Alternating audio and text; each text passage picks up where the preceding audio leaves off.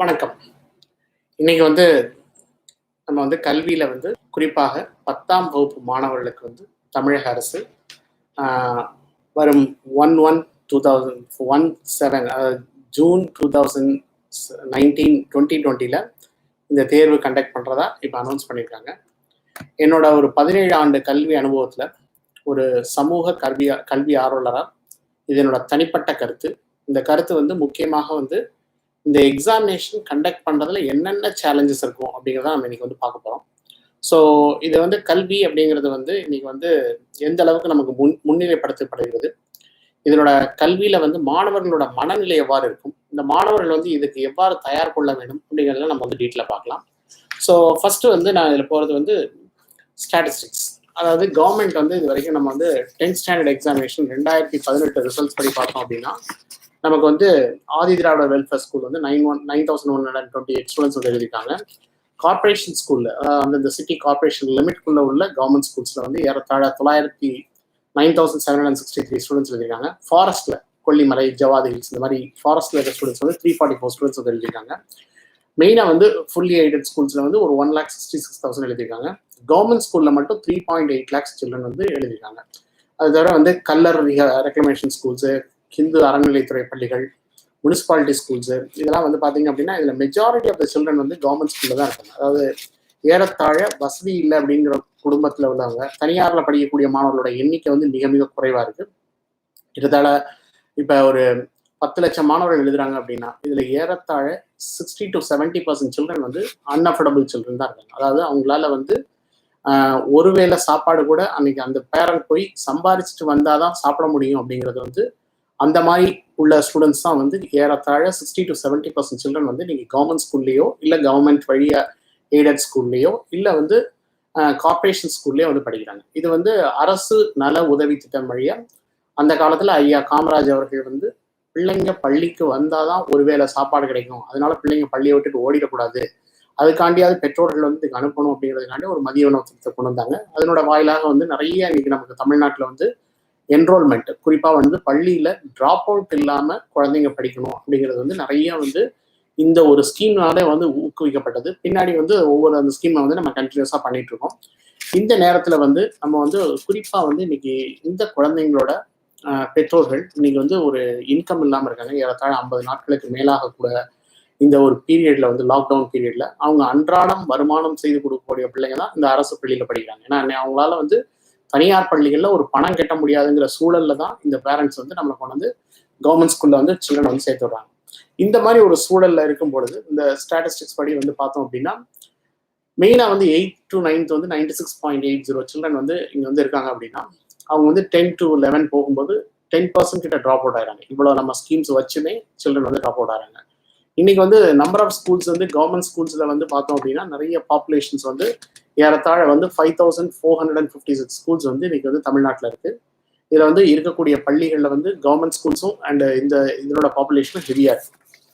So இந்த மெயினா இந்த புள்ளியல் பார்க்கும் பொழுது அரசு பள்ளியில படிக்கக்கூடிய மாணவர்களுக்கு கவர்மெண்ட் ஒரு ப்ரையாரிட்டைஸ் பண்ணி அந்த மாணவர்களை என்னைய பொறுத்த வரைக்கும் கேட்டா அந்த குழந்தைங்களோட மனச்சூழல் இப்போ எப்படி இருக்குன்னு சொல்ல முடியாது. அவங்க படிச்சு நீங்க தேர்வு வாங்க அப்படின்னா, ஏன்னா அவங்க இது ஒரு இம்பேலன்சஸ் இன் எஜுகேஷன் சொல்லுவோம். உதாரணத்துக்கு ஒரு வேளை 3 வேளை சாப்பாடு சாப்பிட்டு ஒரு குழந்தையும் ஒரு வேளை சாப்பாடு கூட கிடைக்காம பட்டினி கிடக்கிற குழந்தையும் நம்ம தேர்வு எழுதுங்க அப்படின்னு சொன்னோம்னா அதை 2 பேரையும் நம்ம ஒரு சமதளத்துல நம்ம வச்சு பார்க்கல, அது ஈக்குவிட்டபிளா நம்ம பார்க்கல அப்படிங்கிறதா ஒரு மிக முக்கியமான பாயிண்ட். அந்த சில்ட்ரன் பெர்ஸ்பெக்டிவ்ல அந்த கஷ்டப்படுற குழந்தைங்களோட பெர்ஸ்பெக்டிவ்ல நீங்க பட்னியா கிடந்தா கூட பரவாயில்ல, நீ எக்ஸாம் எழுது அப்படின்னு சொல்றது நம்ம ஏற்றுக்கொள்ளக்கூடாது. அது குழந்தைங்க பாவம். நான் திருப்பி சொல்றது மிஸ்டர் கைலாஷ் சத்யார்த்தி நம்மளோட நோபல் லாரேட் அவர் சொன்ன மாதிரி குழந்தைங்களுக்கு ஓட்டுரிமை கிடையாது, அதனால யாரும் குழந்தைங்களை பத்தி கவலைப்படுறது இல்லை அப்படிங்கிற அந்த பாயிண்ட்டை நம்ம திருப்பி நம்ம குழந்தைங்க மேல தாக்கத்தை நிறைய உண்டாக்கிட்டு இருக்கோம். இதுல பெற்றோர்களுக்கும் ஒரு பெரிய மன வருத்தத்தை கொடுத்துட்டோம். என்னை பொறுத்த வரைக்கும் இவ்வளோ பெரிய லாங் கேப்க்கு அப்புறம் நம்ம இந்த சில்ட்ரனுக்கு என்ன செய்யணும்னா ஒரு ஸ்கூல்ல வர வச்சு 1 மாசம் அந்த குழந்தைங்களுக்கு ஒரு ரெஃப்ரெஷ் கொடுத்து அட்லீஸ்ட் உணவும், அதாவது மனநிலை ஒரு பள்ளிக்கு வந்தோன்னா அந்த குழந்தைங்களோட 8 மணி நேரம் இங்கே பள்ளியில் இருக்கும்போது அவங்களோட மனநிலை மாறும். அதெல்லாம் எப்போ பண்ண முடியும் அப்படின்னா நமக்கு எல்லா இடமும் இந்த கொரோனாங்கிறது கம்ப்ளீட்டா எல்லாம் க்யூர் ஆனதுக்கப்புறம் தான் நம்ம இந்த பாசிபிலிட்டிஸ்லாம் பண்ண முடியும். பட் இன்னைக்கு தமிழக கல்வித்துறை வந்து எல்லா டீச்சர்ஸையும் கூப்பிட்டு எல்லாரையும் ஃபோன் பண்ணி எத்தனை பேர் வந்து வராங்க. நிறைய ஸ்டூடெண்ட்ஸ் வந்து டீச்சர்ஸ் வந்து அவங்க ஸ்டூடெண்ட்ஸை ரீச் பண்ண முடியல. ஏன்னா அவங்க வீட்டில் ஃபோன் கூட ரீசார்ஜ் பண்ண முடியாத அளவுக்கு வந்து வறுமையில் இருக்கக்கூடிய குடும்பங்கள் வந்து நிறைய இருக்கு. அரசு பள்ளியில் படிக்கக்கூடிய மாணவர்களுக்கே அந்த மாதிரி ஒரு நிலைமையில வந்து அந்த மாணவர்கள் இருக்காங்க. ஸோ இப்போ இதில் வந்து முக்கியமாக வந்து பார்த்தோம் அப்படின்னா இந்த புள்ளியியல் படி பார்த்தோம் அப்படின்னா இந்த மாணவர்கள் வந்து இவ்வளோ மாணவர்கள் வந்து வசதி இல்லாத மாணவர்கள் அவங்க வந்த உடனே அவங்க எழுதுறதுக்கான மனநிலைக்கு தயாராக இருப்பாங்களா அப்படிங்கிறது வந்து நம்ம வந்து நிறைய யோசிக்கணும். இந்த சேலஞ்சஸ் நான் சொல்லக்கூடியது ஒவ்வொரு சேலஞ்சஸாக நம்ம வந்து பார்க்கலாம். ஃபர்ஸ்ட் வந்து அவங்களோட மனநிலை அண்ட் ஈக்குவிட்டபிளா, அதாவது இவங்களை வந்து நல்ல ஒரு வசதியான குடும்பத்தில் உள்ள ஸ்டூடெண்ட்டையும் நீங்கள் வந்து இரண்டையும் வந்து ஒன்றா பார்க்கக்கூடிய, ஏன்னா இன்னைக்கு ப்ரைவேட் ஸ்கூல்ஸ் எல்லாம் அஃபோர்டபுள் கம்யூனிட்டிஸ் அப்படின்னு சொல்லக்கூடிய வசதி உள்ளவங்களுக்கு மட்டும்தான் ப்ரைவேட் ஸ்கூல்ஸ் இருக்கு, வசதி இல்லாதவங்க மட்டும்தான் அந்த அரசு பள்ளிக்கு அனுப்புறாங்க. அவங்க இன்னைக்கு பெற்றோர்கள் வந்து இன்னைக்கு வாழ்வாதாரம் போச்சு, வாடகை கட்ட முடியுமா, அன்றாடம் வந்து அவங்க வாங்கின கடன்களை திருப்பி அடைக்க முடியுமா, அந்த மனநிலையில உள்ள பெற்றோர்களுக்கு வந்து தேர்வு அப்படின்னா குழந்தைங்களை வந்து ஸ்கூலுக்கு அனுப்புவாங்களா? இப்போ நிறைய பேரண்ட் வந்து ஒரு சிங்கிள் சைல்டு வச்சிருப்பாங்க, ஒரே ஒரு குழந்தை தான் இருக்கும். அந்த குழந்தை நல்ல ஹெல்த்தியா இருக்கு, வீட்டில் அவங்க ஏதோ வந்து கஷ்டப்பட்டா கூட வீட்டில் ஹெல்த்தியா இருக்கு. நாளைக்கு இந்த மாதிரி ஒரு இடத்துக்கு நம்ம அனுப்பி எக்ஸாமினேஷன் சென்டர்ல அவங்களுக்கு இன்ஃபெக்ஷன் ஆயிடுச்சு அப்படின்னா அந்த குழந்தைய வந்து அவங்க வந்து இந்த வருஷம் போனா பரவாயில்ல, நீ அடுத்த வருஷம் எழுதுன்னு கூட சொல்லலாம். ஏன்னா அந்த பெற்றோர்களோட மனநிலை வந்து நம்ம எப்படி இருக்குன்னு சொல்ல முடியாது. ஸோ இது வந்து ஃபர்ஸ்ட் இது வந்து அர்பன் ரிச் அப்படின்னு வந்து பார்த்தோம் அப்படின்னா அண்ட் அர்பன் புவர் ரெண்டும் ஒரு டிவைட் இருக்கு. அந்த மாதிரி rural rich and rural poor இருக்கு. அண்ட் இதுல வந்து நிறைய சில்ட்ரன் வந்து பார்த்தோம் அப்படின்னா இந்த ஏற்றத்தாழ்வுகள் வந்து எல்லா இடங்கள்லையும், கிராமங்கள்லையும் இருக்கு, நகரங்கள்லையும் வந்து நிறைய வந்திருக்கு. பட் இதில் வந்து நம்ம முக்கியமாக நாங்கள் பார்க்குறது வந்து இப்போ நான் வந்து ரீசெண்டாக இப்போ ப்ரௌஸ் பண்ணும்போது டிபார்ட்மெண்ட் ஆஃப் சோஷியல் வெல்ஃபேர் வழியாக 2016-17 அவங்களோட டேட்டா படி மதிய உணவு திட்டம் வந்து ஏறத்தாழ கவர்மெண்ட் ஸ்கூலில் மட்டும், அதாவது அப் டு பிரைமரி சின்ன குழந்தைங்கள்லேருந்து ஃபர்ஸ்ட் ஸ்டாண்டர்ட்லேருந்து 10th ஸ்டாண்டர்ட் வரைக்கும் படிக்கக்கூடிய சில்ட்ரன், ஈவன் 12th வரைக்கும் படிக்கக்கூடிய சில்ட்ரன் எல்லாம் சேர்த்து 55,05,487 குழந்தைங்க வந்து 43,047 நூன் மீல் ஸ்கீம் மதிய உணவு திட்டம் சென்டர் வழியா இவங்களுக்கு டெய்லி வந்து அவங்களுக்கு வந்து 220 நாள் ஒரு வருஷத்துக்கு அவங்களுக்கு வந்து மதிய உணவு திட்டம் வந்து கொடுத்துட்டு இருக்காங்க. அண்ட் இது இந்த மதிய உணவு திட்டத்தில் வந்து ஏறத்தாழ 10th படிக்கக்கூடிய மாணவர்கள் மட்டும் ஒரு அப்ராக்சிமேட்டா 3.5 lakhல இருந்து ஒரு 4 lakhsக்குள்ள வந்து மதிய உணவு திட்டம் வழி அந்த ஒருவேளை சாப்பாடு, ஏன்னா நாங்கள் நிறைய அரசு பள்ளியில் போய் நாங்கள் செமினார் பண்றோம். அந்த குழந்தைங்க அந்த மத்தியானம் அந்த ஒருவேளை சாப்பாடுக்கு அவங்களோட முகத்துல உள்ள தெளிவும் அவங்கள்ட்ட அந்த ஒரு சந்தோஷத்தையும் நம்ம வந்து பார்க்கக்கூடிய ஒரு குழந்தைங்க வந்து நிறைய சில்ட்ரன் வந்து பார்த்துருக்கோம். அந்த குழந்தைங்க வந்து அந்த சாப்பாடு வந்து வீட்டில் கிடைக்காது, காலையில வந்து பட்னியா தான் வருவாங்க. பள்ளிக்கு வந்து பள்ளியில அந்த ஒருவேளை சாப்பாடு கிடைக்குதுங்கிற அந்த சந்தோஷத்தை வந்து அந்த குழந்தைங்க வந்து மத்தியானம் நாங்கள் பார்க்கும்பொழுது அது வந்து அந்த குழந்தைங்கள முகத்துல இருந்து நல்லா தெரிய வருது எங்களுக்கு வந்து. அதனால இப்ப இதே மாதிரி வந்து child labour project special school அப்படின்னு வந்து கவர்மெண்ட் வந்து எடுத்திருக்காங்க. இதுல ஏறத்தாழ ஒரு 17 டிஸ்ட்ரிக்ட்ல இப்ப பார்த்தோம் அப்படின்னா 312 நாள் ஒரு வருஷத்துல அந்த குழந்தைங்களுக்கு மெயினா வந்து இந்த மைக்ரண்ட் லேபரர்ஸ், இந்த மாதிரி வந்து சைல்ட் லேபர் வந்து உள்ள சில்ட்ரன், அவங்கள அம்மா அப்பா வந்து டெய்லி கூட இவங்களுக்கு வந்து அந்த குழந்தைங்களுக்கு வந்து 312 நாள் வந்து உணவு தர்றோம் அப்படிங்கிறது வந்து ஸ்கீம்ல வந்து கொடுத்துருக்காங்க. அப்ப இந்த 312 நாள் நம்ம உணவு கொடுக்குறோம் அப்படின்னா என்னைய பொறுத்த வரைக்கும் நான் 55 லட்சம் குழந்தைங்க தமிழகத்துல வந்து மதிய உணவு திட்டம் வழியை பயன்படுத்தினா இந்த ஸ்கீமை நம்ம அப்படியே கன்டினியூ பண்ணிக்கலாமே. அட்லீஸ்ட் வந்து நம்ம அந்த இடத்துல கொண்டு போய் அந்த குழந்தைங்களுக்கு வந்து எந்தெந்த பாக்கெட்ஸ் இருக்காங்க, இப்போ ஒரு ஏரியாவில் இருக்காங்க அப்படின்னா அந்த குழந்தைங்களுக்கு இந்த நூன் மீல் ஸ்கீல கொடுத்தா அந்த மதிய உணவு திட்டத்தை கொடுத்தா கூட 1ஆவது 12 வரைக்கும் யார் யார் படிக்கிறீங்களோ அரசு பள்ளியில் படிக்கக்கூடிய மாணவர்கள் நீங்க வந்து சாப்பிடலாம் அப்படின்னு சொன்னா அந்த குழந்தைங்களோட பெற்றோர்கள் எவ்வளவு சந்தோஷமா இருப்பாங்க. நம்ம சாப்பிட பட்னியாத கூட பரவாயில்ல, குழந்தைங்களுக்காவது ஒருவேளை உணவு கிடைக்குது அப்படிங்கிற அந்த ஒரு சந்தோஷம் இருக்கும். பட் இந்த 312 நாள்ல இப்ப நம்ம வந்து ஒரு 50 நாளைக்கு மேல வந்து நம்ம நிறைய லூஸ் பண்ணிட்டோம். ஸோ அதனால வந்து மெயினா வந்து இந்த மாதிரி ஒரு ஸ்கீம்ஸ் எல்லாம் நிறைய இருக்கு. ஸ்கீம்ஸ் வந்து எவ்வளவு வந்து அந்த குழந்தைங்களை ரீச் பண்ண முடியுதா, இந்த நேரத்தில் நம்ம ரீச் பண்றோமா அப்படிங்கிறது வந்து ஒரு செகண்ட் சேலஞ்ச். தேர்ட் சேலஞ்சஸ் அப்படின்னு நான் பாக்குறது வந்து ஸ்கீம்ஸ் ஒரு பக்கம் இருந்தாலும் ஃபர்ஸ்ட் வந்து குழந்தைங்களுக்கான சேலஞ்சஸ் அப்படிங்கிறது வந்து இப்போ வந்து எந்த ஒரு நகரங்கள் இருந்தாலும், அது சைனால ஊஹன் வந்து இப்போ திருப்பி அவங்க ரீடெஸ்ட் பண்றாங்க, இது திருப்பி வந்து ரெக்கரன்ஸ் ஒரு மாதிரி செக் பண்றாங்க. நம்ம இன்னும் டெஸ்டிங்கே நம்ம இன்னும் இங்கே அக்ரிவேட் ஆகல. பட் இருந்தாலும் தமிழகம் வந்து இப்போ இன்னைக்கு ஆஸ் ஆஃப் டுடே இன்னைக்கு 2வது இடத்துல வந்து மகாராஷ்டிராக்கு அடுத்து நம்ம தான் அதிகமா இருக்கும் அண்ட் இந்த வைரஸ் இன்ஃபெக்ஷன்ல. அதனால இந்த இன்ஃபெக்ஷன் ரேட் அதிகமாச்சுன்னா இப்போ சென்னை மாதிரி நகரங்கள்ல வந்து நிறைய கல்லூரிகளை வந்து எடுத்து கல்லூரிகளில் வந்து இந்த பேஷண்ட்ஸ் எல்லாம் வந்து தங்க வைக்கிறாங்க.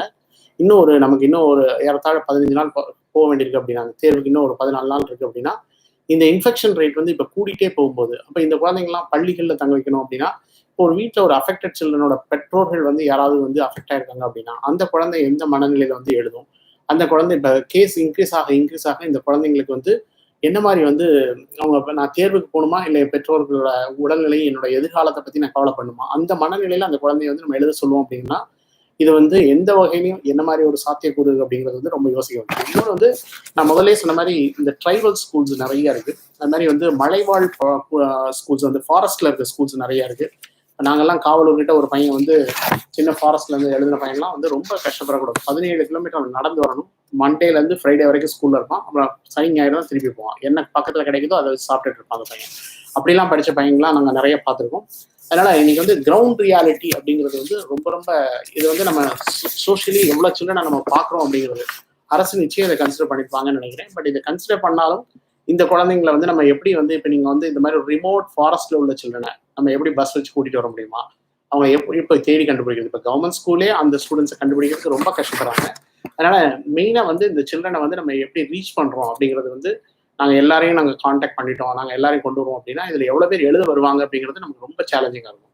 அது மாதிரி வந்து நம்ம முதல்ல சொன்ன மாதிரி சிங்கிள் சைல்டு பேரண்ட்ஸும் வந்து ரொம்ப இன்னொன்று வந்து கிளாஸ் ரூமோட அவைலபிலிட்டி. இப்போ வந்து WHO ஸ்டாண்டர்ட்ஸ் படி நீங்கள் சோஷியல் டிஸ்டன்சிங்கில் ஒரு குழந்தைக்கும் இன்னொரு குழந்தைக்கும் வந்து இவ்வளோ போதிய இடைவெளி இருக்கணும் அப்படின்னா, அப்போ ஒரு பள்ளியில் வந்து 1000 குழந்தைங்க எழுதுன்னா அந்த இடத்துல ஒரு 50% தான் நீங்கள் எழுத முடியும் அப்படின்னா அதுக்கு ஏற்ற மாதிரி இப்போ நீங்கள் ஆரம்ப பள்ளி ஆசிரியர்லேருந்து எல்லா ஆசிரியர்களையும் கொண்டு வந்து நீங்கள் உள்ள எக்ஸாமினேஷன் இன்விஜிலேஷன் கூட்டிகிட்டு வந்துடலாம். பட் அந்த கிளாஸ் ரூம்ஸ்க்குரிய ஃபெசிலிட்டிஸ் நமக்கு இருக்குமா? அது வந்து ரொம்ப அந்த குழந்தைங்களுக்கு வந்து அந்த கிளாஸ் ரூம்ஸ்ல வந்து எல்லா நான் கேட்கறது வந்து வாட்டர்ல இருந்து நீங்க செக்யூரிட்டி ஈவன் போலீஸ் வந்து இப்போ நிறைய இன்ஃபெக்ட் ஆகிட்டு இருக்காங்க. மகாராஷ்டிராலையும் பார்க்குறோம், இப்போ தமிழ்நாட்டிலையும் பார்க்குறோம். காவலர்கள் வந்து ஃப்ரண்ட் எண்ட்ல ஒர்க் பண்றவங்க எல்லாருமே இன்ஃபெக்ட் ஆகிட்டு இருக்காங்க. அப்படிங்கிறப்ப வந்து நமக்கு இந்த சேஃப்டி செக்யூரிட்டி அரேஞ்ச்மெண்ட்ஸ்க்குலாம் நமக்கு வந்து வேணுங்கிற தேவைப்படிய அந்த காவல்துறையில இருந்து நமக்கு வந்து என்ன மாதிரி ஹெல்ப் கிடைக்கும்? இப்போ நீங்க வந்து ஒரு பக்கம் நம்ம வந்து டாஸ்மாக் ஓப்பன் பண்ணியாச்சு, அங்கேயே செக்யூரிட்டி கொடுக்கணும். இந்த சைடில் வந்து குழந்தைங்களுக்கு நம்ம தேர்வு படங்களும் கொடுக்கணும். இன்ஃபெக்ஷன் ரேட் வந்து நமக்கு இன்க்ரீஸ் ஆகிட்டு இருக்கு. ஸோ இதெல்லாம் நம்ம திட்டமிடல நம்ம வந்து ப்ராப்பராக வந்து நம்ம இதை வந்து ப்ராப்பராக திட்டமிட்டிருக்கோமா அப்படிங்கிறத நம்ம வந்து திருப்பி ரீவிசிட் பண்ண வேண்டியிருக்கு. கிளாஸ் ரூம் அவைலபிலிட்டி வந்து நிறைய ஸ்கூல்ஸ் இருக்குது, நாங்கள் எல்லாம் பண்ணிடுவோம் அப்படின்னு சொன்னால். பட் என்னை பொறுத்த வரைக்கும் இதுக்கு வந்து சேஃப்டி செக்யூரிட்டி அண்ட் குழந்தைங்களுக்கு வேணுங்கிற வாட்டர் சப்போஸ் அந்த இடத்துல வந்து கொடுக்க வேண்டிய இடத்துல நீங்கள் சென்டரில் கிரியேட் பண்ணிருக்கீங்க, அங்கே உள்ள ஒரு டீச்சரோ இல்லை அங்கே உள்ள ஒரு பேசிக்கலி கிளர்க்கோ இல்லை வாட்டர் பாயோ இல்லை யாரோ ஒருத்தர் இல்லை ஒரு செக்யூரிட்டி பர்சனோ அவர் யாராவது இன்ஃபெக்ட் ஆயிருந்தாங்க அப்படின்னா அந்த குழந்தைங்களுக்கு வந்து திருப்பி இது வந்து ஸ்ப்ரெட் வந்துச்சு அப்படின்னா இது வரைக்கும் அந்த குழந்தைக்கு ஒன்றுமே இல்லை, நான் இந்த தேர்வு போய் இதனால எனக்கு இன்ஃபெக்ஷன் ஆச்சு அப்படின்னா அதை கவர்மெண்ட் எந்த மாதிரி ஹேண்டில் பண்ண போறாங்க, அந்த குழந்தைங்களுக்கு என்ன மாதிரி சேஃப்டி செக்யூரிட்டி கொடுக்க போறாங்க, இதெல்லாம் வந்து திட்டமிடல ப்ராப்பராக இருக்கா அப்படிங்கிறது வந்து நம்ம பிளான் பண்ணிருக்கோமா, அதை தான் நம்ம திருப்பி ரீவிசிட் பண்ண வேண்டியது. இன்னொன்று வந்து டீச்சர்ஸ் ரெக்வயர்மெண்ட். அது வந்து பேசிக்கலி டீச்சர்ஸ் வந்து நம்ம எப்படி அவங்க வந்து கவர்மெண்ட்ல நிறைய டீச்சர்ஸ் இருக்காங்க, அதனால எனக்கு அது ஒரு பெரிய சேலஞ்சா தெரியல. They can organise teachers from first ஸ்டாண்டர்ட்லேருந்து எல்லா டீச்சரையும் வந்து நீங்கள் இன்விஜிலேஷன் வாங்க அப்படின்னு கூப்பிட்டு அதை வந்து கூப்பிட்டுருவாங்க. பட் இப்போ அடுத்த இம்பார்ட்டன்ட் பாயிண்ட் பார்க்க வேண்டியது வந்து ஜோன்ஸ். இப்போ வந்து கவர்மெண்ட் வந்து ரெட் ஜோன்ஸ் வச்சிருக்காங்க, கிரீன் ஜோன்ஸ் வச்சிருக்காங்க, எல்லா ஜோன்ஸ் வந்து பிரிச்சிருக்காங்க. இப்போ சென்னை மாதிரி ஏரியாவில் வந்து சென்னையில் எனக்கு தெரிஞ்சு அப்ராக்சிமேட்டாக ஒரு 50,000 சில்ட்ரன் மேலே எழுதுவாங்க 10th ஸ்டாண்டர்ட் மட்டும், சென்னை ஜோன் மட்டும் அண்ட் கவர்மெண்ட் ஸ்கூலில் மட்டும். இது தவிர கார்பரேஷன் ஸ்கூல்ஸ் தனியாக இருக்கு. இப்போ சென்னை ஜோன்ஸ்ல வந்து நிறைய இம்பார்ட்டன்ட் பேக்கெட்ஸ் இருக்கு அப்படின்னு வச்சுக்கோங்க. இப்போ நமக்கு வந்து நார்த் மெட்ராஸ்ல நிறைய இன்ஃபெக்ஷன் ஆகிட்டு இருக்கு அப்படின்னா அந்த பேக்கெட்ஸ்ல உள்ள சில்ட்ரனை வந்து எழுதுறதுக்கான தேர்வு சென்டர் வந்து எப்படி கூடுவாங்க, அந்த இடத்துல வந்து ஆல்ரெடி இன்ஃபெக்ஷன் அதிகமாக இருக்கும்பொழுது என்ன மாதிரி சேஃப்கார்ட்ஸ் வந்து நம்ம பண்ண போறோம், இல்லை அந்த இடத்துல நாங்கள் வந்து எக்ஸாமே கண்டக்ட் பண்ண போறது இல்லை, நாங்கள் இவங்களை இன்னொரு இடத்துக்கு கொண்டு போறோம்னா டிரான்ஸ்போர்ட் ஃபெசிலிட்டிஸ் நீங்க எப்படி பண்ணுவீங்க, அப்போ சோஷியல் டிஸ்டன்சிங் எப்படி பண்ணுவோம், அவ்வளோ பஸ்ஸஸ் நம்மளால ஏற்பாடு பண்ண முடியுமா, அவளுக்கு ஏற்ற மாதிரி நமக்கு வந்து எல்லாமே வந்து ஃபெசிலிட்டிஸ் இருக்குமா, இதெல்லாம் நம்ம வந்து நிறைய வந்து ரீவிசிட் பண்ணி பார்க்க வேண்டியது. எனக்கு வந்து ஒரு குழந்தையோட உயிர் தான் முக்கியமே வழிய தேர்வு முக்கியமே கிடையாது. ஏன்னா அந்த பாயிண்ட்ல நீங்க வந்து பார்க்கணும். இந்த குழந்தைங்களோட சேஃப்டி வந்து நம்ம செக்யூரிட்டி இது பண்றதுக்கு இப்போ பெரிய பெரிய கண்ட்ரிஸே வந்து ரொம்ப வெல் டெவலப்ட் நேஷன்ஸே வந்து பள்ளிகளை வந்து பத்தி யோசிக்காம ஈவன் ஜேஇமே நீட் கூட வந்து எல்லாமே டேட் வந்து அவங்க வந்து ரொம்ப இன்னும் தள்ளி தான் அனௌன்ஸ் பண்றாங்க. நம்ம இவ்வளோ சீக்கிரம் இந்த தேர்வை கொண்டு வருவதற்கான காரணம் என்ன? பெற்றோர்கள் வந்து எனக்கு தெரிஞ்ச வரைக்கும் இது ஒரு பெரிய கேப் விட்டாச்சு. இந்த கேப்ல வந்து சில்ட்ரனை நீங்க திருப்பி கொண்டு வந்து அவங்கள வந்து ஒரு நல்லா ரிலாக்ஸ் பண்ண வச்சு கிளாஸ் ரூம் என்வரான்மெண்ட்ல கொண்டு வந்து ஒரு ரெஃப்ரெஷ் பண்ணிட்டு குழந்தைங்களுக்கு நல்லா இது சும்மா ஒரு எல்லா சிலபஸையும் வந்து ஓரளவுக்கு கொஞ்சம் அவங்களுக்கு படிப்பதற்கான ஒரு போதிய இடைவெளி கொடுத்துட்டு அதுக்கப்புறம் தேர்வு வச்சா அது நல்லா இருக்கும். பட் இல்லைன்னா இந்த ஜோன்ஸ் இப்போ எங்க மெயினா வந்து இப்பவே வந்து நமக்கு வந்து நம்ம ப்ரோக்ரஸ் வந்து இந்த இது வந்து பார்க்க முடியுது. அது 1ஆம் தேதி எப்படி இருந்தது, 5ஆம் தேதி எப்படி இருந்தது, 10ஆம் தேதி எப்படி இருந்தது, 15ஆம் தேதி எப்படி இருக்கு அப்படிங்கிறத பார்க்க முடியுது. இன்னும் 15 நாட்கள்ல இது எப்படி வந்து ஸ்கேல் அப் ஆகும், எந்த லெவலுக்கு இன்ஃபெக்ஷன் ஆகும் அப்படிங்கிறது நமக்கு தெரியல. அண்ட் இந்த ஸ்டேஜஸ்ல வந்து இன்ஃபெக்ஷன் ரேட் இருக்கும்போது நிறைய ரெட் ஜோன் வந்தா இந்த ரெட் ஜோன்ஸ்ல இருக்கிற எக்ஸாமை நம்ம என்ன பண்ண போறோம், அதை கண்டக்ட் பண்றதுக்கு வந்து என்ன பிளான் வச்சிருக்கோம், அந்த குழந்தைங்களை வீட்டுல இருந்து எப்படி சேஃபா கூட்டிட்டு வர முடியும், அவங்களை எப்படி வந்து கண்டெய்ன்மெண்ட். நான் என்ன கேட்கறதெல்லாம் வந்து ஃபர்ஸ்ட் குழந்தைங்களுக்கு வந்து பாவம் அவங்க வந்து பட்னியில இருக்காங்க. இந்த கவர்மெண்ட் ஸ்கூல் பிள்ளைங்களை தான் நான் பத்தி பேசுறேன். நான் அரசு பள்ளியில படிக்கக்கூடிய மாணவர்களுக்கும் மற்ற வசதி இல்லாத மாணவர்கள் பெற்றோர்கள் அவங்களோட அன்றாடம் டெய்லி வேஜஸ் பார்த்து, ஏன்னா நம்மளோட எக்கானமியை வந்து நம்ம கிளியரா புரிஞ்சிருக்கோமா, இந்த எக்கானமியில உள்ள பீப்புள் வந்து என்னென்ன வந்து வேலை பார்க்குறாங்க அப்படிங்கிறத நம்ம ரொம்ப டீட்டெயிலாக அனலைஸ் பண்ணாம, என்னை பொறுத்த வரைக்கும் இந்த 17 டிஸ்ட்ரிக்ட்ல நாங்கள் வந்து 312 நாள் வந்து நாங்கள் மதிய உணவு திட்டம் தரோம் அப்படிங்கிறது வந்து child labour project special school அப்படின்னு ஒரு இது வச்சிருக்காங்க. அது வழியாக கொடுத்தா கூட இந்த 17 டிஸ்ட்ரிக்ட்ல உள்ள குழந்தைங்க வந்து இன்னைக்கு வரைக்கும் பசி பட்டினிங்கிறது தெரியாமல் ஒருவேளை சாப்பாடாவது சாப்பிட்டு அவங்க நிம்மதியாக இருந்திருப்பாங்க. இன்னைக்கு நிறைய நம்ம பார்க்குறோம். இதுல நிறைய குழந்தைங்களோட அவங்களோட தேவைகள் வந்து பூர்த்தி செய்யப்படவில்லை. அப்படி இருக்கிற மனநிலையில அவங்கள வந்து நீங்க தேர்வு எழுதுங்க, நீங்க அதை வந்து பண்ணுங்க அப்படின்னு சொல்லும் பொழுது, என்னை பொறுத்த வரைக்கும் அந்த மனநிலை நல்லா இல்லை அப்படின்னா அந்த குழந்தையால ஃபோக்கஸ் அண்ட் கான்சென்ட்ரேஷன் பண்ண முடியாது. படிக்கிறதுக்கான ஒரு சூழலே கிடையாது. அந்த படிக்கிறதுக்கான சூழல் இல்லாத பொழுது நம்ம வந்து தேர்வு எழுது அப்படின்னு கூப்பிடுறது வந்து இது வந்து நம்ம நியாயப்படுத்த முடியாது. பட் இதுல நிறைய ஃபேக்டர்ஸ் வந்து நம்ம வந்து பார்க்க வேண்டியிருக்கு. இதுல வந்து பேப்பர்ஸ் கொடுக்குறோம், பேப்பர் வந்து நம்ம திருப்பி வாங்குறோம், பேப்பர் கொடுக்குறவர் இன்ஃபெக்ட் ஆயிருந்தா என்ன ஆகும், இல்லை பேப்பர் எடுத்துட்டு வந்து கொடுக்குற கொஸ்டின் பேப்பர்ஸ் வந்து கொண்டு வரும்போது அண்ட் ஈவன் நீங்க ஆன்சர் ஷீட்ஸ் வந்து கலெக்ட் பண்ணும்போது அங்கே டீச்சர்ஸ் அஃபெக்ட் ஆனாங்கன்னா என்ன ஆகும், அண்ட் இல்லை மற்ற ஸ்டாஃப் அஃபெக்ட் ஆனாங்க என்ன ஆகும், இதெல்லாம் நம்ம வந்து நிறைய சேலஞ்சஸை வந்து நம்ம திருப்பி ரீவிசிட் பண்ண வேண்டியிருக்கு. அதனால இதுல நிறைய வந்து எண்ணற்ற சேலஞ்சஸ் இருக்கு. பட் இது கவர்மெண்ட் வந்து இதெல்லாம் திட்டமிடல்ல வந்து பண்ணும்பொழுது இது குழந்தைங்களோட நலன் கருதி பண்ற மாதிரி ஒரு ஸ்கீம்ஸ் இருக்கா அப்படிங்கிறது வந்து பார்க்கும்போது இதெல்லாம் கன்சிடரேஷன் பாயிண்ட்ல நம்ம பண்ணிட்டு இந்த நலனை வந்து நம்ம பண்றோமா அப்படின்னா, இன்னைக்கு வந்து 10th ஸ்டாண்டர்ட் வந்து நிறைய ஸ்டேட்லாம் வந்து ஃபோகோ பண்றாங்க. நம்ம வந்து இதெல்லாம் வேண்டாம், நம்ம வந்து டேரக்டா வந்து 11th அனுப்பிடலாம் அப்படிங்கிறாங்க. இன்னைக்கு இந்த மாதிரி ஒரு பேண்டமிக் சிச்சுவேஷன்ல வந்து கவர்மெண்ட் வந்து சில்ட்ரனை சப்போர்ட் பண்ணணும், சில்ட்ரனை வந்து நிறைய அரவணைத்து கூட்டிட்டு போகணும். அந்த குழந்தைங்க வந்து கவர்மெண்ட்டை பத்தி அப்ரிஷியேட் பண்ற அளவுக்கு வந்து ஒரு நல்ல ஒரு மனநிலையை கொடுக்கணும். அந்த மனநிலையை நம்ம கொடுப்பதற்கான ஒரு சூழலை ஃபர்ஸ்ட் கிரியேட் பண்ணிட்டு அதுக்கப்புறம் அந்த குழந்தைய வந்து நம்ம தேர்வுகளை எழுத சொன்னோம் அப்படின்னா அந்த குழந்தைங்க வந்து தேர்வை வந்து ஓரளவுக்கு ஃபேஸ் பண்ணக்கூடிய ஒரு மைண்ட் செட்டுக்கு வந்துடுவாங்க. அதனால இன்னைக்கு தேர்வு முக்கியமா குழந்தைங்களோட லைஃப் முக்கியமா அப்படின்னு கேட்டால் என்னை பொறுத்த வரைக்கும் குழந்தைங்களோட லைஃப் தான் இம்பார்ட்டன்ட். ஏன்னா எல்லா பெற்றோர்களும் கஷ்டப்படுறது குழந்தைங்களுக்காண்டி தான், குழந்தைங்க நல்லா இருக்கணுங்கிறதுக்காண்டி தான். அதில் தேர்வு எழுதி பாஸ் பண்ணுங்கிறத விட என் குழந்தை உயிரோட இருக்கணும் அப்படிங்கிறது தான் அவங்களோட ஃபர்ஸ்ட் இம்பார்ட்டன்ட் பாயிண்ட்டை வந்து நம்ம கன்சிடர் பண்ணணும். அந்த எல்லா பெற்றோர்களும் என் குழந்தை உயிரோட இருக்கிறதுக்கு நான் என்ன பண்ணணும், அதுக்கு தான் நான் இவ்வளோ கஷ்டப்படுறேன், அந்த குழந்தை வந்து நல்லா இது பண்ணணும் அப்படிங்கிறதுக்காண்டி அவங்க எல்லாத்தையும் காம்ப்ரமைஸ் பண்றாங்க. எவ்வளவோ கஷ்டங்கள் இருந்தாலும் அந்த கஷ்டங்களை காம்ப்ரமைஸ் பண்ணிட்டு தான் குழந்தைங்களுக்காண்டி இதெல்லாம் வந்து முன்னிலைப்படுத்துறாங்க. இப்போ நீங்க பெற்றோர்களுக்கு நம்ம ஒரு மனச்சுமையை கொடுக்குறோம். அதாவது நீங்க தேர்வு வைக்க போறோம் அப்படின்னா என் குழந்தை வந்து மற்ற குழந்தைங்கலாம் நல்லா 3 வேளை சாப்பாடு சாப்பிட்டு எழுதுது, என் குழந்தை அது மாதிரி எழுதுமா, எனக்கு நான் அதனால கொடுக்க முடியல அப்படின்னு ஒரு குற்ற உணர்ச்சியை வந்து அந்த பெற்றோர்களுக்கு நம்ம வந்து கொடுக்குறோம். இது இந்த நேரத்துல அந்த குற்ற உணர்ச்சி வந்து கொடுக்கக்கூடாது. அந்த பெற்றோர்களை வந்து நம்ம வந்து ஒரு இன்ஸ்டிகேட் பண்றோம். அதாவது நீங்கெல்லாம் சோஷியலி அண்டர் ப்ரிவிலேஜ், அதனால நீங்க இப்படிதான், சமுதாயம் வந்து உங்களை இப்படிதான் பாக்குது அப்படின்னு சொல்ற மாதிரி வந்து இன்னைக்கு ஒரு ஈக்விட்டி அப்படிங்கிறது நம்ம கொடுக்கல. ஏன்னா கல்வியை பொறுத்த வரைக்கும் குவாலிட்டி இருக்கணும், ஈக்விட்டி இருக்கணும், அக்சஸ் இருக்கணும், எல்லாருக்கும் வந்து வாய்ப்பு இருக்கணும், சம வாய்ப்பு இருக்கணும். அதே மாதிரி குவாலிட்டிங்கிறத மெயின்டைன் பண்ணணும். அதே மாதிரி அந்த எல்லா இதுவும் வந்து அவங்களுக்கு வந்து குழந்தைங்களோட எதிர்காலத்தை வந்து நம்ம நல்ல நலன் கருதி வந்து பார்க்கணும். ஸோ இந்த பாயிண்ட் எல்லாம் வந்து கவர்மெண்ட் வந்து நிச்சயம் வந்து கன்சிடரேஷன் பண்ணியிருந்தாங்க. என்னையை பொறுத்த வரைக்கும் ஒரு தாழ்மையான வேண்டுகோள், குழந்தைங்களோட மனநிலையை நல்லா புரிஞ்சுக்கோங்க, பெற்றோர்களோட மனநிலையை புரிஞ்சுக்கோங்க. பெற்றோர்களும் பாவம் இந்த நேரத்தில் வந்து யாரும் போய் வந்து ஒரு கோர்ட்டுக்கு போய் போலீஸ் கேஸ் போடக்கூடிய வாய்ஸ் கொடுக்க பீப்புள்லாம் வந்து யாரும் கிடையாது. எல்லாருமே வாய்ஸ்லெஸ் சொசைட்டியா இருக்கும். அந்த வாய்ஸ்லெஸ் சொசைட்டியில் உள்ளவங்களை பற்றி பேசுறத பற்றியோ இல்லை அவங்களுக்கான ஒரு கவலைப்படுறதை பற்றியோ நம்ம வந்து யாருமே அதை பண்ணலை. ஏன்னா இன்னைக்கு வந்து இந்த கோவிட்ல வந்து சில்ட்ரன் வந்து நிறைய ஃபேமிலிஸ் வந்து ஒருவேளை உணவு கூட, அது கிராமங்களாக இருந்தாலும் சரி, நம்ம முதல்ல சொன்ன மாதிரி அன்றாடம் வேலை பார்க்குறவங்க வந்து நிறைய அஃபெக்ட் ஆயிருக்காங்க பொருளாதார ரீதியாக. அதனால அந்த பொருளாதாரம் இல்லாதவங்களுக்கு வந்து நம்ம வந்து குறிப்பாக இந்த நேரத்தில் பண்ண வேண்டியது கவர்மெண்ட் நிறைய ஹெல்ப் பண்ணணும். ஹெல்ப் பண்ணுறது வந்து இந்த தேர்வை வச்சு ஹெல்ப் பண்ணக்கூடாது. அவங்களோட மனநிலையை வந்து ஒரு மாதம் ஸ்கூலுக்கு கூட்டிகிட்டு வந்து ஒரு ரெஃப்ரெஷிங் கொடுத்து இந்த குழந்தைங்களுக்கு வந்து ஒரு நல்ல ஒரு மன தைரியத்தை கொடுத்து நீங்களாம் நல்லா வந்து வந்துடுவீங்க அப்படிங்கிற மாதிரி அவங்களுக்கு இன்ஃபர்மேஷன் கொடுத்து பண்ணோம் அப்படின்னா இது இந்த குழந்தைங்களுக்கு வந்து ஒரு நல்ல ஒரு சூழலை வந்து கிரியேட் பண்ணி தரும். பட் என்னை பொறுத்த வரைக்கும் நிறைய நாடுகள் இன்னைக்கு நம்ம மற்ற நாடுகளில் உள்ள விஷயங்களையும் பார்க்க வேண்டியிருக்கு. பள்ளிகளில் குழந்தைங்களுக்கு வந்து நியூயார்க்லாம் இன்ஃபெக்ட் ஆகுது அப்படிங்கிறாங்க, வெவ்வேறு மாதிரி இன்ஃபெக்ஷன்ஸ் வருது அப்படிங்கிறாங்க. இன்னைக்கு உலகத்துல எங்கேயுமே இதை ப்ரெடிக்ட் பண்ண முடியல. கேசஸோட இந்த வைரஸோட இன்னும் மருந்து கண்டுபிடிப்பதற்கான நிறைய முயற்சிகள் ஆக்ஸ்போர்ட்ல பண்ணிட்டோம், இது பண்ணிட்டோம் அப்படின்னு சொன்னாலும் கூட பட் இன்னைக்கு வந்து நமக்கு அந்த மருந்து வருவதற்கு எவ்வளவு நாள் ஆகும்? ஏன்னா நம்ம கண்ட்ரியோட பாப்புலேஷன் வந்து பார்க்கும்போது நமக்கு இன்னும் டெஸ்டிங் அந்த அளவுக்கு கிட்ட வரல. இன்னும் நம்ம அந்த அளவுக்கு வந்து இப்போ இன்னைக்கு ஊஹன்லாம் வந்து திருப்பி ஒரு 11 மில்லியன் பீப்புளுக்கு பண்றாங்க, ஒரு நாளைக்கு 1 மில்லியன் பீப்புளுக்கு பண்றாங்க அப்படின்னா அந்த இன்ஃப்ராஸ்ட்ரக்சர் அவங்க எப்படி பிளான் பண்றாங்க, என்ன மாதிரி அவங்க வந்து அதுக்கான பிளானிங் மெத்தடாலஜிலாம் எப்படி பண்ணுறாங்க அப்படிங்கிறத பார்க்க வேண்டியிருக்கு. அதனால் நமக்கும் வந்து இந்த எந்த ஒரு நீங்கள் அறிவிப்பும் கொடுப்பதற்கு முன்னாடி நான் அந்த ரிக்வஸ்ட் என்ன, பிளானிங் வந்து நீங்கள் ப்ராப்பராக வந்து பண்ணியிருப்பீங்க. பட் இந்த பிளானிங் வந்து மக்களுக்கு தெரிவிச்சிங்க அப்படின்னா இது மாதிரி தான் நாங்கள் பண்ண போகிறோம் அப்படின்றது இருந்ததுன்னா குழந்தைங்களும் பெற்றோர்களும் வந்து அதை வந்து எதிர்கொள்வதற்கான அட்லீஸ்ட் என்னங்கிறது ஒரு கிளாரிட்டி கிடைக்கும். பட் இன்னைக்கு வந்து ஒன்றுமே இல்லாமல் குழந்தைங்களை வந்து எழுதுங்க அப்படின்னு சொல்லும்போது அது அவங்களோட மனநிலை வந்து மிகவும் பாதிக்குது. இது வந்து ஒரு பெற்றோர்கள், அதுவும் வந்து நான் முதலே சொன்ன மாதிரி வந்து எங்கேயும் பேச முடியாத பெற்றோர்களோட மனநிலையை வந்து நம்ம புரிஞ்சுக்கணும்.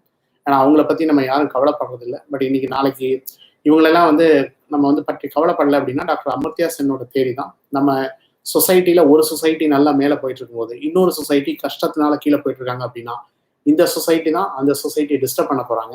அதனால நீங்கள் எல்லாரையும் ஈக்குவட்டபிளாக கூட்டிகிட்டு வரல, எல்லாத்தையும் ஈக்குவலாக நீங்கள் வந்து ஒரு அப்லிஃப்ட் பண்ணல அப்படின்னா இந்த சொசைட்டி வந்து ஒரு ஹார்மோனியஸாக ஒரு நல்லா வெளியே போய் எதுவும் பண்ண முடியாது.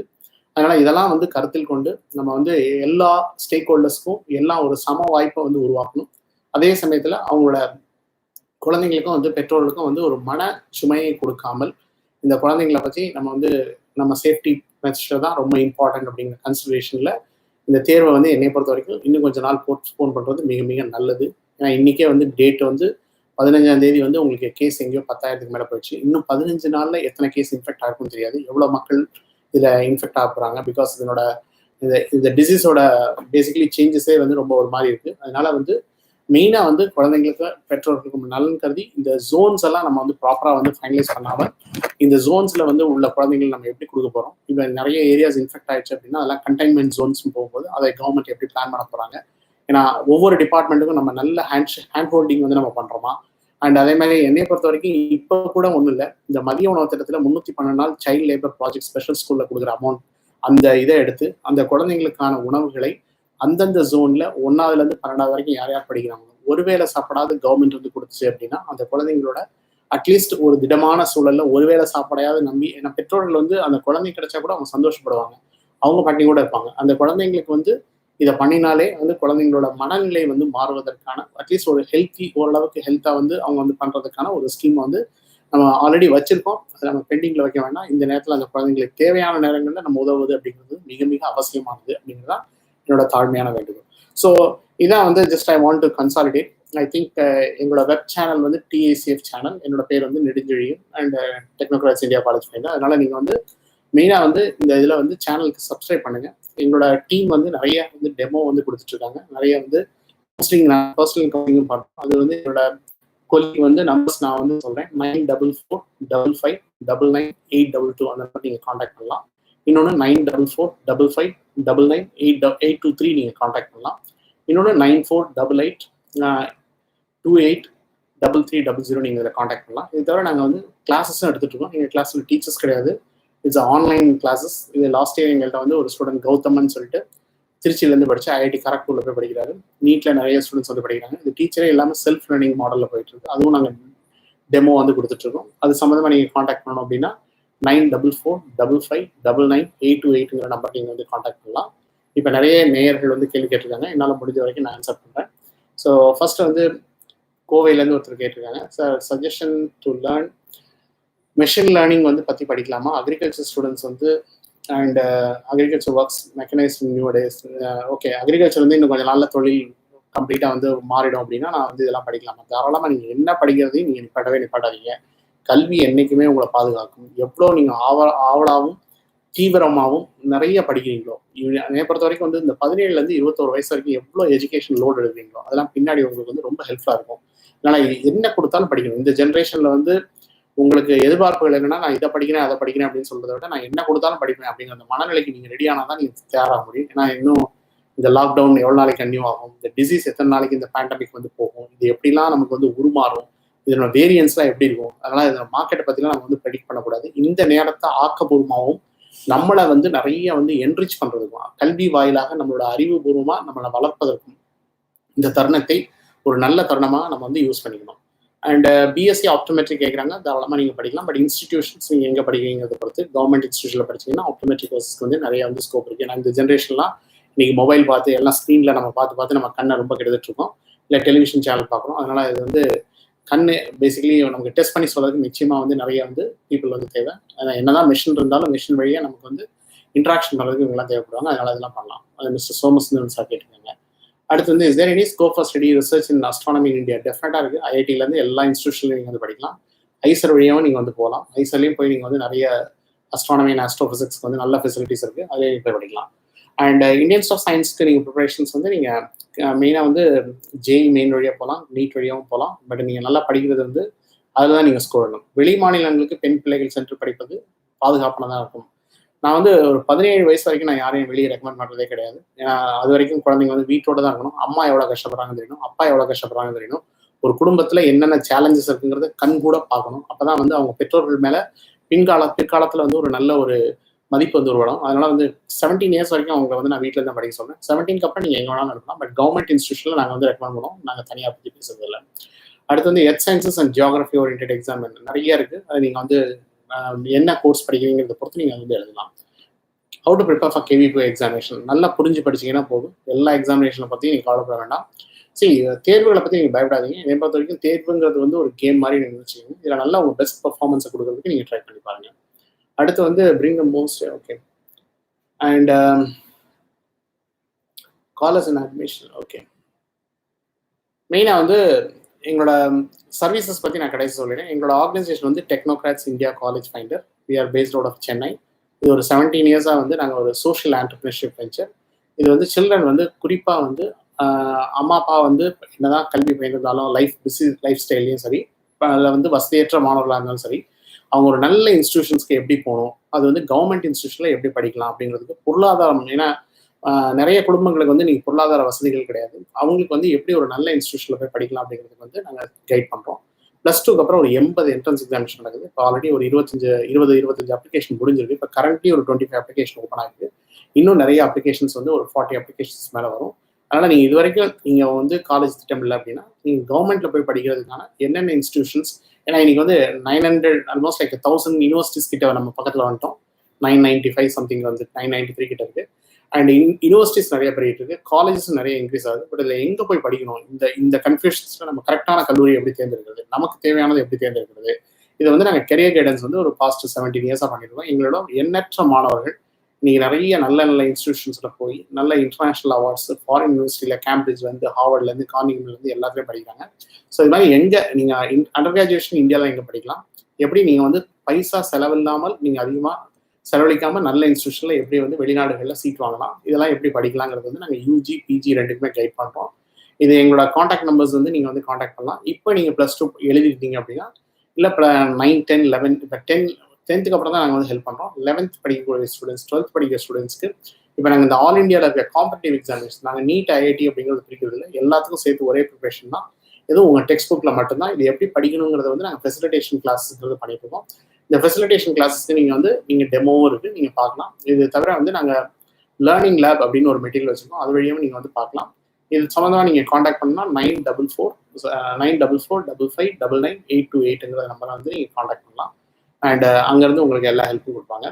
So BSc agriculture gate examination eligibility வந்து அக்ரிகல்ச்சர் நீங்கள் வந்து இன்ஜினியரிங் படிச்சிருந்தீங்கன்னா எலிஜிபிள். அப்படி இல்லைன்னா நீங்கள் வந்து சயின்ஸ் ஸ்ட்ரீம்ஸில் போய் நீங்கள் வந்து வேறு இதில் எடுத்துகிட்டு நீங்கள் எழுதி வந்து போகலாம்.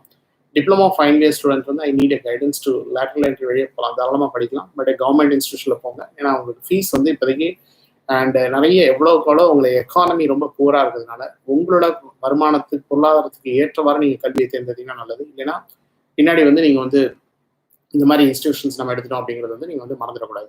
அது மாதிரி நாங்கள் வந்து இந்த ஆர்கிடெக்சர் டிசைன் இதுக்கு வந்து நிறைய வந்து நாங்கள் ஸ்டூடெண்ட்ஸ்க்கு வந்து கிரியேட்டிவ் கிளாஸஸ் வந்து கண்டக்ட் பண்ணுவோம். எங்களோட ஃபேக்கல்ட்டி வந்து ஆர்கிடெக்ட் சண்முகானந்தன் இருக்காரு, அவர் நிறைய ஸ்டூடெண்ட்ஸ் வந்து ட்ரெயின் பண்ணியிருக்காரு. அதில் 2-3 ஸ்டூடெண்ட்ஸ் இப்போ டே பிஃபோர் எஸ்டர்டே வந்து எங்களோட ஸ்டூடெண்ட் வந்து வேர்ல்ட்லேயே ஒரு ப்ரெஸ்டீஜியஸ் அவார்டு வந்து நியூயார்க்லேருந்து வந்து வாங்கியிருக்காரு. அவர் வந்து NID குருஷேத்ரால கௌதமன் வந்து சித்தார்த்தன் படிக்கிறாரு. அவர் வந்து இந்தியாவில் இருக்க எல்லா ஸ்டூடெண்ட்ஸும் கம்ப்ளீட் பண்ணி அதில் வந்து அவர் வின் பண்ணியிருக்காரு. அது மாதிரி நிறைய ஸ்டூடெண்ட்ஸ் எங்கள் ஸ்டூடெண்ட்ஸ் வந்து அண்ட் முகிலன் ஒரு ஸ்டூடெண்ட்ஸ் வந்து நிஃப்டில் படிக்கிறவர் வந்து கிரியேட்டிவ் வந்து மெயினாக வந்து AA அவார்டு அப்படின்னு சொல்லி இட்டாலியில் ஒரு ப்ரெஸ்டீஜியஸ் அவார்டு. அது வந்து ஹேண்ட்லூமில் எப்படி வியூவர்ஸ்க்கு வந்து எப்படி இண்டிவிஜுவல் டிசைன் பண்ணலாம் அப்படிலாம் பண்ணி கொடுத்துருக்காரு. ஸோ நீங்கள் டிசைன் நல்ல கிரியேட்டிவ் ஃபீல்டில் போகணும் அப்படின்னா நீங்கள் 8th ஸ்டாண்டர்ட்லேருந்து நீங்கள் எங்களை காண்டாக்ட் பண்ணலாம். அது எங்கள் ஃபேக்கல்ட்டி நேம் வந்து மிஸ்டர் ஆர்கிடெக்ட் சண்முகானந்த் பேர். அவரோட நம்பர் வந்து 9840724174. இந்த நம்பரில் நீங்கள் காண்டாக்ட் பண்ணலாம். ஸோ கல்வி சம்பந்தமான எந்த ஒரு தகவல்களுக்கும், அது யூஜி, பிஜி எது வேணாலும் நீங்கள் வந்து எங்களை காண்டாக்ட் பண்ணலாம். நாங்கள் இப்போவும் பர்சனல் கவுன்சிலிங் பண்ணிட்டு இருக்கோம். ஸ்டூடெண்ட்ஸ் அண்ட் பேரண்ட்ஸ்க்கு வந்து கைடன்ஸ் கொடுத்து எப்படி போகணும், என்ன மாதிரி பண்ணணுங்கிறது வந்து பண்ணிட்டு இருக்கோம். அண்ட் நீங்கள் எல்லாரும் சேஃபாக இருக்கணும். மாணவர்கள் இந்த தேர்வு பற்றி நீங்கள் வந்து இன்னைக்கு வந்து உங்களோட உடல்நிலை வந்து மிக முக்கியமானது. நான் திருப்பி அண்ட் அலிபாபா அப்படிங்கிற கம்பெனியோட மேனேஜிங் டைரக்டர் ஃபவுண்டர் வந்து மிஸ்டர் ஜாக்மா அப்படின்னு இருக்காரு. அவர் சொன்னது வந்து இந்த 2020 நீங்கள் உயிரோடு இருந்துட்டீங்க அப்படின்னா அதுதான் உங்களுக்கு பெஸ்ட் சேவிங்ஸ். எதிர்காலத்தை பற்றி ரொம்ப ஒழிப்படாதீங்க. உங்கள் உடலில் வந்து நீங்கள் உடல் நலத்தை பாதுகாருங்க. இந்த நோய் வந்து மிக கொடுமையானது அப்படின்ட்டு சொல்கிறாரு. அவர் சைனாவில் one of the best industrialist and one of the famous person. அவர் வந்து அங்கேருந்து எக்ஸ்பீரியன்ஸில் அவர் சொல்கிறார் அப்படின்னா அது பின்னாடி 1000 அர்த்தங்கள் இருக்குங்கிறத நம்ம புரிஞ்சுக்கணும்.